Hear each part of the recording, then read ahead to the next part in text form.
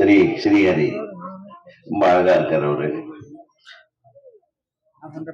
அவர் ஒரு குழந்தைத்தனமான ஒரு ஒரு பேச்சோட நீங்க மேடையில பேசுனது நம்ம எல்லாருடைய மனதையும் வந்து ரொம்ப தொற்றுக்கும்னு நினைக்கிறேன். ஏன்னா ஒரு நல்ல முயற்சி எடுத்திருக்கிற என் தம்பிக்கு எனக்கு மனமார்ந்த வாழ்க்கை. ஏன்னா உலகத்துல யாருமே செய்ய மாட்டாங்க.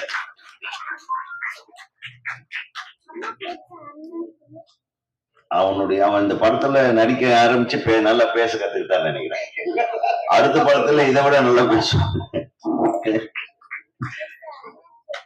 ஆக ஏதோ ஒண்ணு நடக்குது, இறைவன் அருளால் ஏதோ ஒரு நல்ல விஷயம் நடக்குது. அது ஏன்னா இன்னைக்கு ஒரு ட்ரெய்லர் ரிலீஸுக்கு இவ்வளவு கூட்டம் வாழ்க்கையில எனக்கு ஃபர்ஸ்ட் டைம் நான் உள்ள வராமையே அந்த எட்டி எட்டி பார்க்க வேண்டிய ஒரு சூழ்நிலைக்கான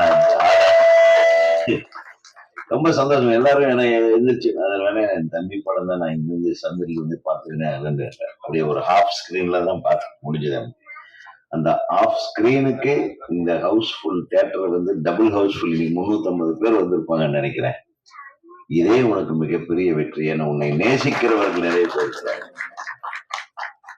நீ சொல்லி இருக்கிற கருத்து வந்து அந்த பாரதியும் அம்பேத்கரும் என்ன சொன்னாங்க, என்ன நினைச்சாங்க, அந்த கருத்தை தான் நீ சொல்லியிருக்க.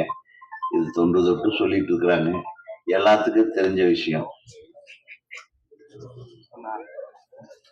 நம்ம சின்ன வயசுல இருந்து ஜாதிகள் இல்லையடி பாப்பான்னு நம்ம படிச்சுட்டு இருக்கிறோம்.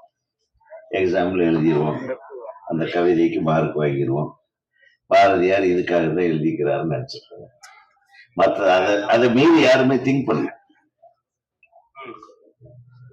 இதுதான் உண்மை. எந்த ஒரு நல்ல விஷயமுமே நாம் படிப்பதற்காக, அப்புறம் ரெண்டாவது பார்த்தா அடுத்தவங்களுக்கு அட்வைஸ் பண்றதுக்காக.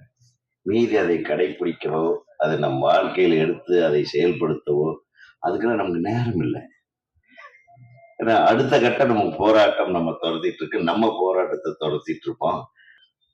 அந்த மாதிரி உதவி உனக்கு தொடர்ந்து கிடைக்கட்டும்.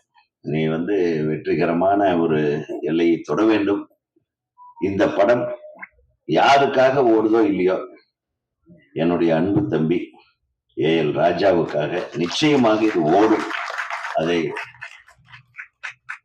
நீ கூட சொல்லலன்னு நினைக்கிறேன். என்னுடைய நண்பர்கள், ஊடகவியலாளர்கள், பத்திரிகை நண்பர்கள், எங்க அண்ணன்மார்கள், தம்பிக, நான் நேசிக்கிற அனைவருக்கும் உனது சார்பாக நான் ஒரு வேண்டுகோளை வைக்கிறேன்.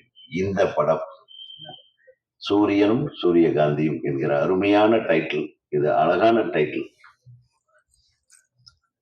இந்த படத்தை வெற்றி பெறுமாக மாற்றுவதற்கு உங்களால் என்ற அளவு உதவி செய்யுங்கள் என்று கேட்டுக்கொண்டு, அந்த போகும்போது எம்ஆர் சந்தானம்னு ஒரு போர்டு இருக்கும், ஒரு சின்ன வீடு. அந்த வீடு தான் இவர் வெளியே நின்றுட்டு இருப்பார். Sir director. அப்பதான் இவங்க ஃபர்ஸ்ட் படம் நீங்களும் வாசுவும் பன்னீர் புஷ்பங்கள் பண்ணிட்டு, நான் அந்த பாட்டுக்கு நான் அடிமை. இந்த பன்னீர் புஷ்பங்கள் படத்துல வந்த பூந்தளிராட பாட்டை வந்து நான் திரைப்பட கல்லூரியில படிக்கும்போது ஒரு எக்ஸசைஸா அந்த பாடல் காட்சியை நான் படம் எடுத்திருக்கிறேன். அதனால எனக்கும் அண்ணன் மானசீக குரு தான். அன்றையிலிருந்து இன்று வரையிலும் அன்பு மாறாத ஒரு, எதுக்குமே ஒரு பந்தா பண்ணிக்க மாட்டாரு. ஆனா சூப்பரா இருந்ததுன்னு பண்ணேன். அப்படியே தம்பி ஓகே பாத்தியா, அதோட சரி. அதை பற்றி அழுத்திக்காத அவர் உடல் நலத்தோடும் மனநலத்தோடும் நல்ல வளத்தோடும் நீடோடி வாழ வேண்டும். ஏன்னா நம்மளுக்கு எல்லாம் சீனியர். அதே மாதிரி நம்ம திரைப்பட சிங் ராஜா 2 படத்துல என்னை வச்சு செஞ்சிருக்காரு அவரு. அதுக்காக என்னுடைய அருமை தம்பி என்னுடைய பெயரை கெடுக்காம அதை எடிட்டிங்ல கரெக்ட் பண்ணி என்ன ஒரு மரியாதை வந்த நல்ல பேரை கெடுக்காம அதுலயும் கெட்ட வில்லனாவே ஒரு நல்லவனை கூப்பிட்டு எல்லாரும் வில்லனாக்குறாங்க. நியாயமா கேள்வி கேட்டுப்பா. நீங்க என்னதான் கெட்டவனா இருந்தாலும் உங்களை கெட்டவனாவே நினைக்க மாட்டாங்க படத்துல. ஆனா நம்மளை போய் நல்ல பசங்க. எனிவே, எனக்கு என்னை முதலமைச்சராக்கிய என் அன்பு சகோதரர் திரு எழில் அவர்களுக்கு நன்றி செலுத்திக் கொண்டு, நிறைய பேர் உட்கார்ந்துருக்காங்க. நம்ம சரவண சுப்பையா இருக்காரு தம்பி, எனக்கு நீண்ட நெடுங்கால நண்பர். அதாவது நான்